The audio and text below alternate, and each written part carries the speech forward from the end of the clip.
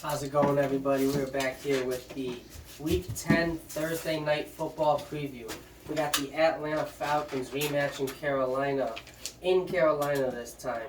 And what do you expect to see in this game? This is a rematch from 2 weeks ago. This was that ridiculous game where they came back with the Hail Mary to DJ Moore, and Beautiful then he got play. the penalty and missed the kicks, and the missed kicks in overtime, and we wound up winning. I don't think you're gonna have that situation again. I don't think it's gonna be like that. Obviously, I took Atlanta. We did it once. We could probably do it again. This is a division game, so it's important to play a little tougher. I like what Arthur Smith's bringing back to the table. He's doing well. Patterson's in healthy. We're gonna get a chance to really see our offense all there. I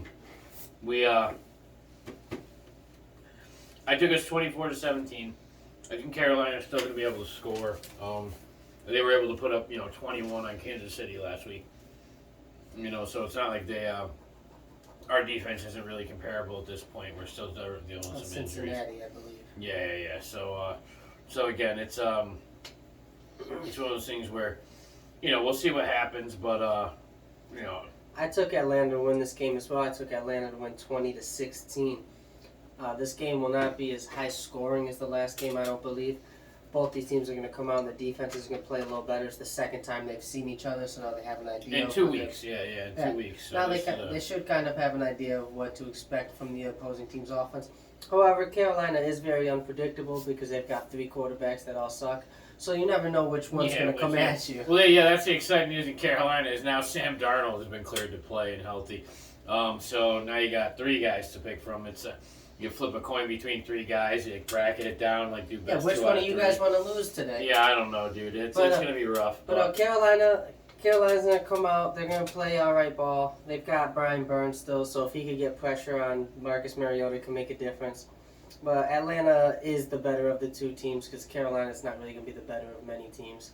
And but for this game, I've got a few fantasy standouts.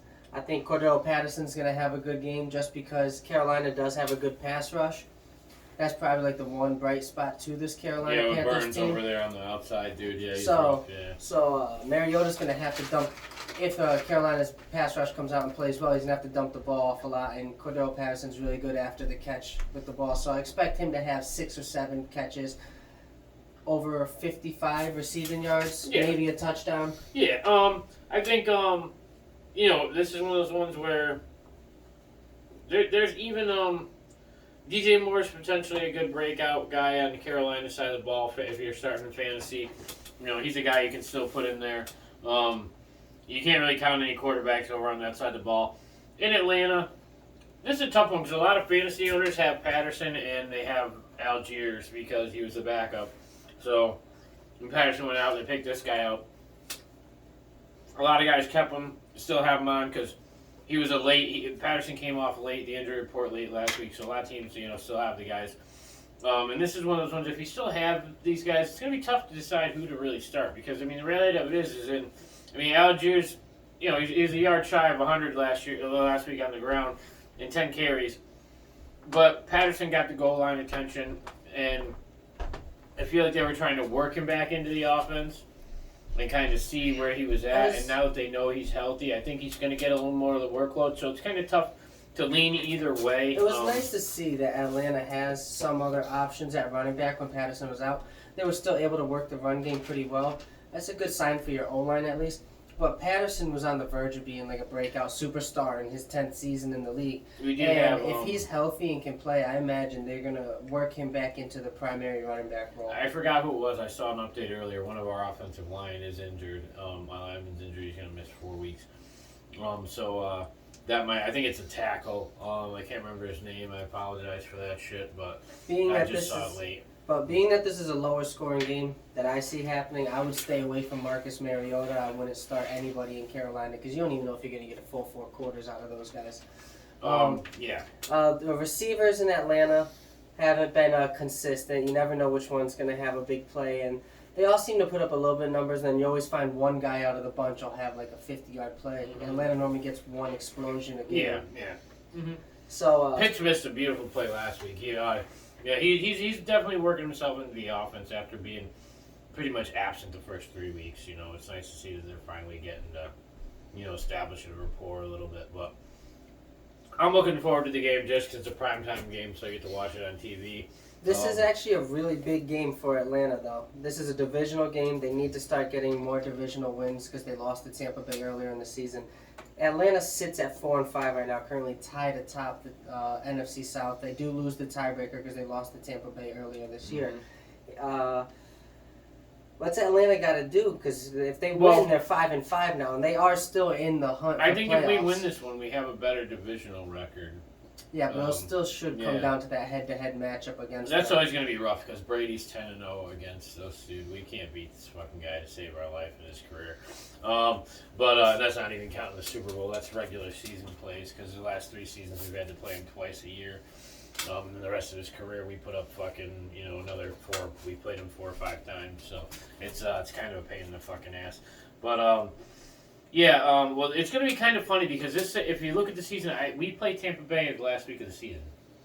Okay, that's going to be an exciting matchup. Well, that's exactly. The way the season's tearing out, if this keeps up, that's going to be really important because even if we can pull a win out, even if we're tied after that win, that puts us at a tie. So the rest of our division record is really going to be really important. So these divisional games against New Orleans and against Carolina are important to win.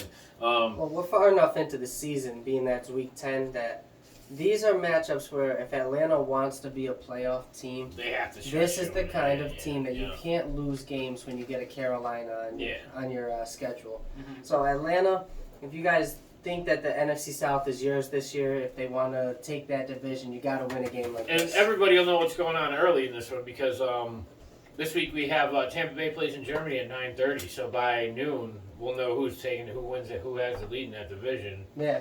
Before the rest of the NFL even kicks off for Sunday, because between the third, if Atlanta wins and Tampa Bay winds up winning or losing early, we'll know by noon where that division stands right off the bat.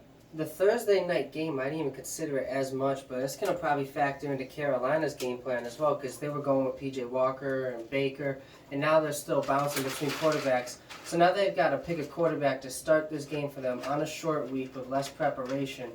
Yeah. I really can't see Carolina winning this game. Atlanta should be able to handle them. I hope so. But either way, that's our Thursday night review. I don't think preview. Sorry, I just fucked that up, guy. People laugh at these fucking videos when I do that shit, I'm sure. But yeah, that's other than that, we're looking for. We do have a Sunday Germany game, first ever Munich Germany game. Is going to be coming up. We'll have that in our Sunday preview. Other than that, we're just looking for some more good football, dude. Getting ready for the holidays coming up in a couple of weeks. In the meantime, hope you voted this week. It was election week this week, and enjoy your Veterans Day on Friday. Subscribe and like to the channel, and if you guys aren't watching these videos yet, I don't know what you're doing with your life, man. Come on, start watching some of these Bristol Talk Sports. Have a good day, guys. Sports fans over and out.